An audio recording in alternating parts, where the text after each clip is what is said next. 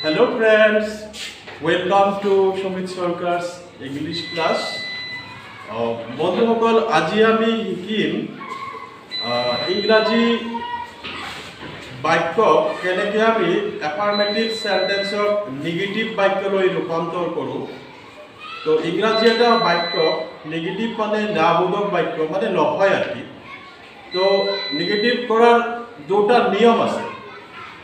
তো দুটা নিয়মে মই শিকাই দিম। আজি মই প্রথম নিয়মটো কৰিছো, তোমালোকে লক্ষ্য ৰাখিবা।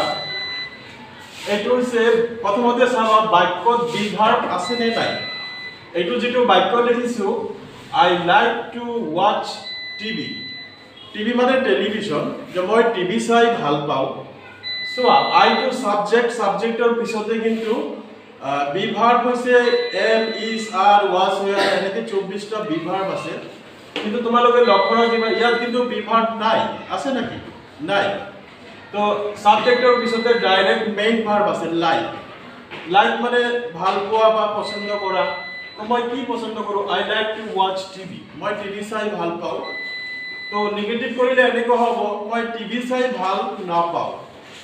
তো যদি বি ভার্ব না থাকে তেনেহলে আমি ডু ভাৰ্বৰ সহায় লম। Do verb. তো ডু ভাৰ্বৰ ইয়াতে ডু ভাৰ্বৰ ডু লগাই ডুৰ পিছতে নট লগাব লাগিব। নেগেটিভ কৰাটো নট লাগিবই, এনটি নট, নটটো লাগিবই। তেনেকুৱা আই ডু নট আৰু এই বাকিখিনি একে থাকিব লাইক to watch.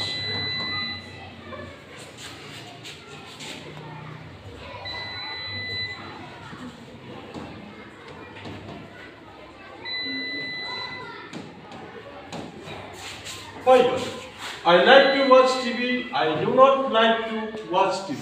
মই টিভি চাই ভাল পাওঁ, মই টিভি চাই ভাল নাপাওঁ। বুজিলানে? এনেকে নেগেটিভ কৰে। তো দ্বিতীয় যেটো নিয়ম আছে সেইটো দেখাইছো তোমালোকক।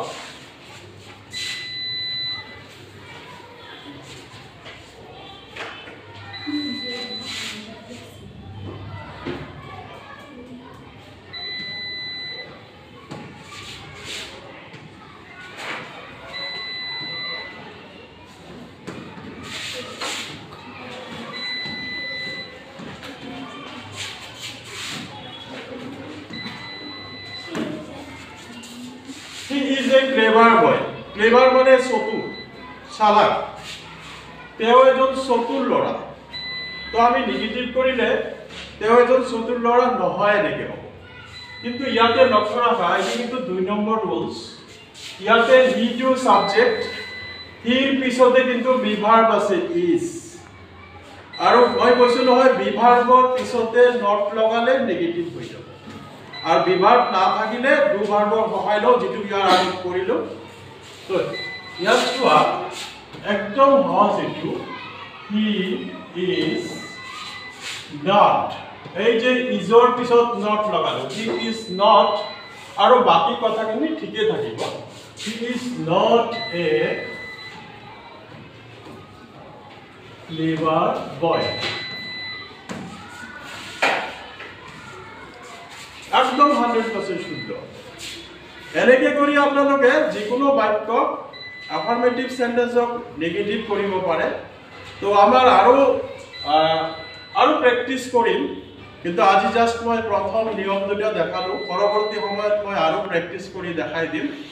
তো আপোনালোকে এনেকে চাই থাকিব, আৰু যদি ভাল লাগে এটা কমেন্টছ এটা কৰি দিব। Okay, thank U.